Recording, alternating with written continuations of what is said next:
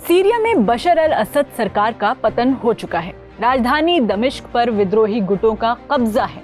असद परिवार सीरिया छोड़कर भाग चुका है। रशिया की मीडिया के मुताबिक असद को मॉस्को में ह्यूमैनिटेरियन ग्राउंड्स पर शेल्टर मिल चुका है। लेकिन असद के इस डाउनफॉल से कुछ देश बेहद खुश हैं। तो कौन से हैं ये देश और क्यों ये असद के पतन से खुश हैं, यही बताएंगे इस वीडियो में। मेरा नाम है हरीम और आप देख रहे हैं स्विच। बशर अल असद के डाउनफॉल से खुश होने वाले देशों में सबसे ऊपर है इजराइल। इजराइल इस पूरे घटनाक्रम को अपनी जीत मान रहा है। असद का जाना इजराइल के लिए दो बड़े फायदे लेकर आया है। पहला है ईरान का असर कम होना। ईरान असद का सबसे बड़ा समर्थक था और सीरिया में अपनी ताकत बढ़ाने के लिए उसका इस्तेमाल कर रहा था। असद के पतन के बाद ईरान की गतिविधियों पर रोक लगेगी, जिससे इजराइल को ईरानी खतरे से राहत मिलेगी। दूसरा फायदा, सीरिया अपने इंटरनल मैटर्स सॉर्ट करने में बिजी हो गया है। विद्रोही गुट फिलहाल देश के अंदर व्यवस्था सुधारने में व्यस्त रहेंगे, जिससे इजराइल के खिलाफ किसी बड़े हमले की संभावना कम हो गई है।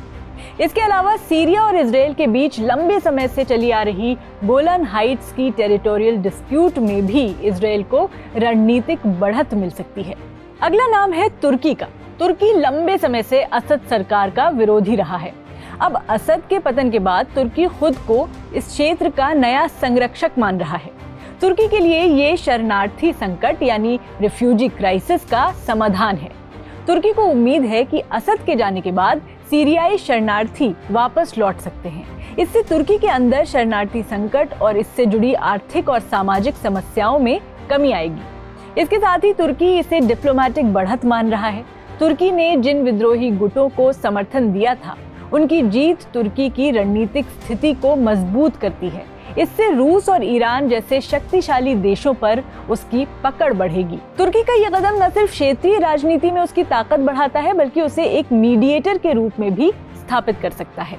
तालिबान और अफगानिस्तान में तालिबान ने भी सीरिया की जनता को बधाई दी है। उनकी खुशी का असली कारण है असद सरकार का डाउनफॉल और इसके पीछे उनके रिलीजियस रीजंस हैं।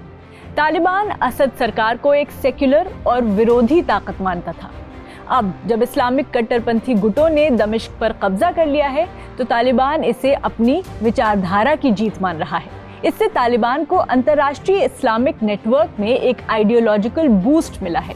अब बात करते हैं अमेरिका की। अमेरिका भी इस घटनाक्रम को अपने फायदे के रूप में देख रहा है। असद के पतन का मतलब है रूस और ईरान का कमजोर होना। दोनों ही देशों से अमेरिका अच्छे टर्म्स पर नहीं रहा है। अमेरिका के लिए रूस का कमजोर होना एक अच्छा संकेत है। सीरिया में रूस का सैन्य और राजनीतिक प्रभाव काफी बढ़ गया था। असद सरकार का पतन रूस के लिए एक बड़ी रणनीतिक हार है। मिडिल ईस्ट पॉलिसी की सफलता। अमेरिका ने सीधे विद्रोही गुटों को समर्थन नहीं दिया, लेकिन उनके लिए रास्ते जरूर बनाए। असद का जाना अमेरिका की मिडिल ईस्ट पॉलिसी की सफलता के रूप में देखा जा रहा है। अमेरिका के लिए ये जीत सिर्फ सीरिया तक सीमित नहीं है, बल्कि मिडिल ईस्ट में उसकी कॉम्प्रिहेंसिव रणनीतिक बढ़त का हिस्सा है। इसके अलावा सऊदी अरब और गल्फ नेशंस भी असद के पतन से खुश हैं, क्योंकि वो ईरान का सहयोगी था। उनके लिए ये रीजनल बैलेंस ऑफ पावर में एक अवसर की तरह है।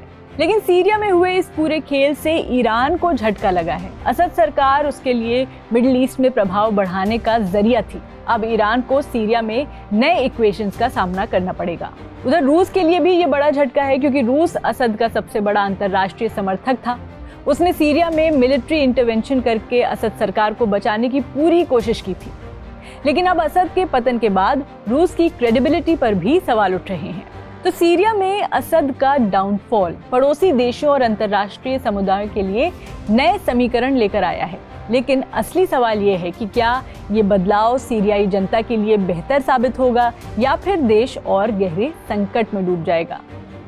आपकी इस पूरी मामले पर क्या राय है, कमेंट में बताएं और स्विच को सब्सक्राइब करते जाएं।